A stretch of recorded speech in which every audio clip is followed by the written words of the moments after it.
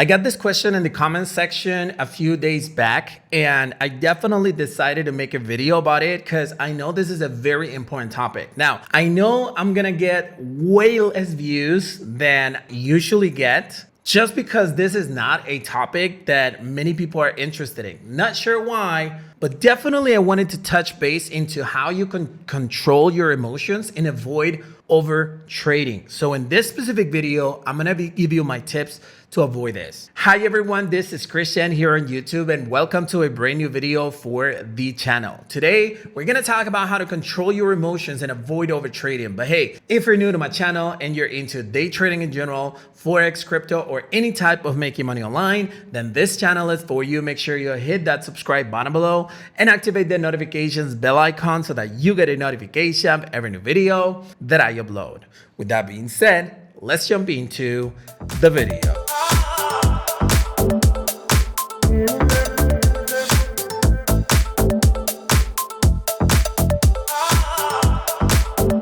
So let's go ahead and start by talking about what is overtrading itself. Overtrading basically is placing more trades than you're supposed to. And I'm not talking about winners or losing trades. It's just placing more trades than you need to. Basically, this happens when you're placing positions that you're not sure of. Look, it's impossible for you to find 100 different trades that you're sure of during the day, okay? You're gonna find 3, 4, maybe 5 different setups during the day that you can actually trade with. If you place more trades than those, for instance, you find the 5 setups that you, today, for example, I only found like 2 or 3 setups, I guess, 3 setups. More than that, if I place more positions than the ones that I already found, then I'm basically overtrading. Why? Because I'm placing positions that I'm not supposed to, because the setup is not right, because I'm just placing trades because I want to place more trades, because I think I'm going to make more money, and that's not the case. Now, what happens is that when you overtrade, it's usually because you're playing with your emotions. Your emotions are all over the place, and what's happening is that you think that you can either make more money or you're like afraid of losing more money, okay? So keep that in mind. When you're actually placing more trades than you're supposed to, that means overtrading. It can mean 10 positions, or it can even mean 2 positions. If you only find 1 setup in a day, you're not supposed to place more trades than that. So keep that in mind. Now let's go ahead and talk about risk management, because a lot of people don't know exactly what risk management is. Look, risk management basically is when you have a difference between what you're risking and how much money you're trying to make. That's the first aspect of risk management. What I mean is, don't place a position when you're risking $20 and you're targeting to make $10. That's a 0.5 risk reward ratio in Forex, right? Or placing a position when you're risking $1,000, but if you win, you make $100. Does that make sense? I've seen a lot of people trading like that on YouTube. I don't recommend you to do that. And more importantly, the most common one is like risking $100 to make $100. That's not safe at all. Okay, you're not gonna be accurate in Forex. You're not gonna be accurate more than 50% or 60% of the time. You're gonna miss a lot of trades. You're gonna lose them. So if you're targeting 1-to-1 in risk reward ratio, basically what you're doing is that you're losing money. So if you're gonna be 50% of the times right, at least you have to have a 2-to-1 or at least 1.5-to-1 risk reward ratio. Why? Because if you're 1.5, that means that for every $500 that you lose, you're gonna make $750 in profit. So that means that you're gonna make $250 in profit. That's not what I do, but it's just to give you an idea, right? So if you're 2-to-1, then you make $500 in profit. If you're 3-to-1, then you make $1,000 in profit. The exact same trades. Okay, so risk management is how much you're risking towards how much you're losing. And number 2 way of actually explaining, or the second aspect of risk management, is basically how much money you put it into the trade according to the balance that you have into your account. If you have $100 in your account and you're risking $10 per trade, that's not risk management. Okay, you're risking too much money into one position. Yes, if you win, you make 30%, but if you lose 10%. That's not only going to affect your emotions, but it's also not safe for a consistent, profitable day trader. So you need to risk no more than 2% per trade. I would even say stick to 1% of your balance on every single trade, and you'll be good to go. So make sure make sure that you follow that. Now, there are two ways or two types of emotions. Number one, the first way of having emotions is good emotions. Now, the good emotions are the most dangerous ones. And I actually talk about this in my BLW Trading Academy, which at the moment I'm recording this video is 100% free, blwtradingacademy.com. So the good emotions basically are the ones that you actually get when you're winning positions, okay?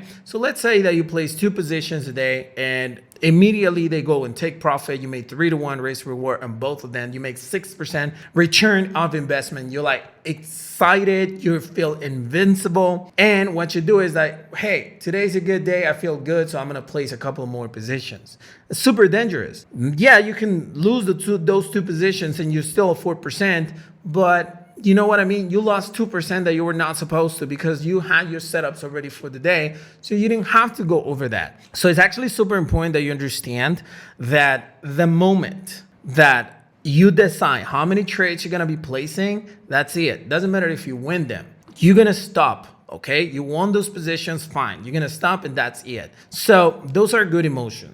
And the other type of emotions are bad emotions. Bad emotions are a lot easier to identify because you actually get them when you lose a position. So when you lose a position or when you're losing a position, you actually think, hey, I can recover from this, or I need to recover. I can't lose this money. And then you start placing more trades because you want to recover the ones that you lost. Those are terrible, all right? But the problem with those is that pretty much you start using either martingale or you placing position on different pairs that you're not supposed to. You know what I mean? So what's important to understand is that you're not supposed to place positions that were not part of the plan at the beginning. Now, those are bad emotions. Now, how can you control your emotions? It's actually quite simple. And in order to tell you that, the first thing that I want you to do is to hit the like button, leave a comment, let me know what type of emotions do you have, and be subscribed to the channel.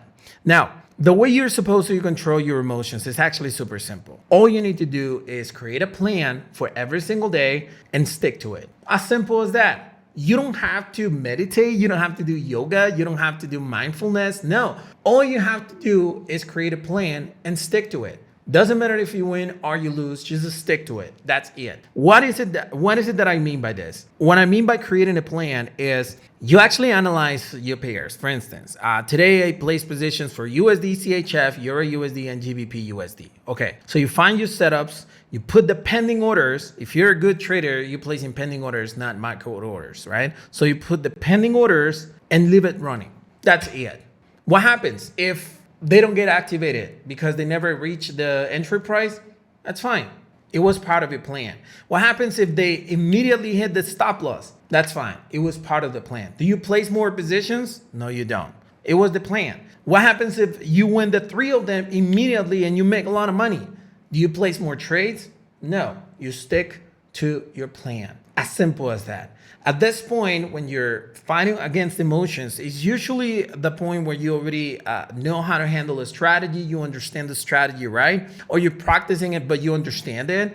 So if you already understand the strategy and you're just practicing and you go getting the hang of it, or at the worst point scenario, you're placing trades, like having a small or at least a decent understanding of the strategy, you stick to your plan. Simple as that. Once you do that, you're going to control your emotions. What happens when you stick to your plan is that you already say, okay, when you place 3 positions, you're like, okay, I'm down 3% on my balance. That's it. You're actually planning on the worst case scenario. It's just like flying an airplane, right? You're planning the worst case scenario. So if I lose the 3%, that's fine. That was my plan. If I win one of the 3, fine, it was better than planned. If you win 2 or the 3, way better than my plan. If you win the 3, amazing, way over my plan, right? But my plan was to actually lose the 3%. As simple as that. Once you actually do that, trust me, your emotions are just gonna disappear,